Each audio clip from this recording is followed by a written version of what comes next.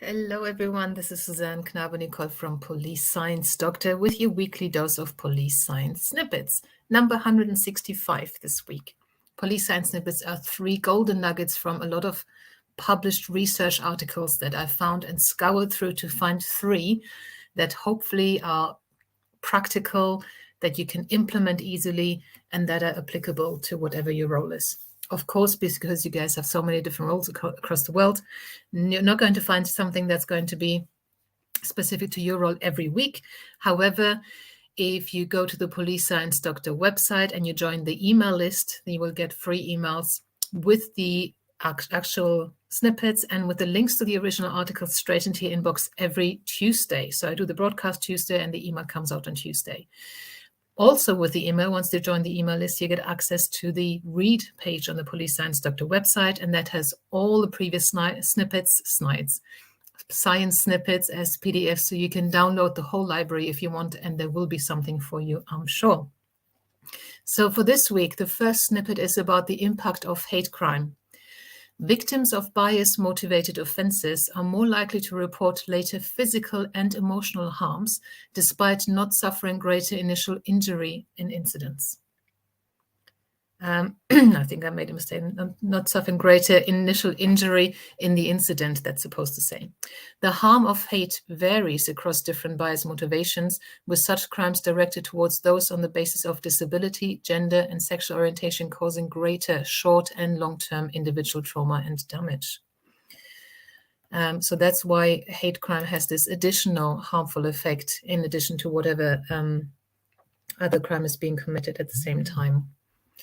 The second snippet is about incels as terrorists.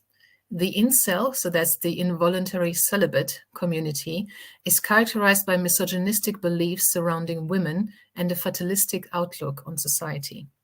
Incels have committed or have attempted to commit several acts of mass violence globally, which suggests they are an emerging terror threat. The research concludes that incels view their own violence as terrorism, with ideological aims, thus qualifying them, the community as a terrorist threat. And the last snippet for this week is about secondary stress in police. Cumulative exposure to citizens' trauma is positively associated with secondary traumatic stress in the police officer or the investigator or the civilian member of staff. Though officers specializing in domestic violence prevention experience a higher level of secondary traumatic stress than their non-specialist counterparts, their specialization helps them better manage secondary traumatic stress.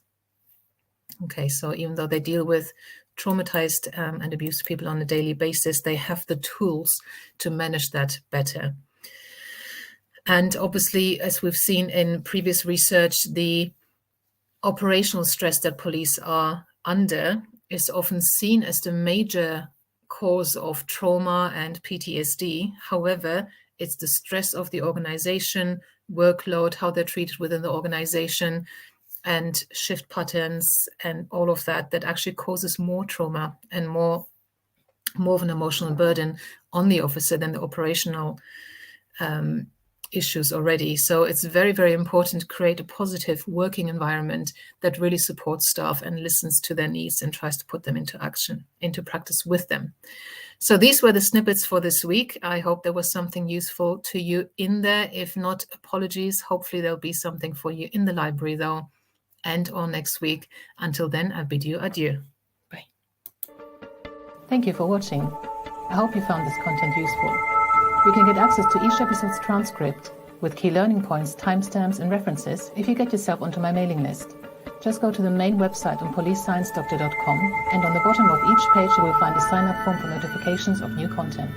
Just enter your first name, your preferred email address, and the type of organization you work for. You will not get any spam.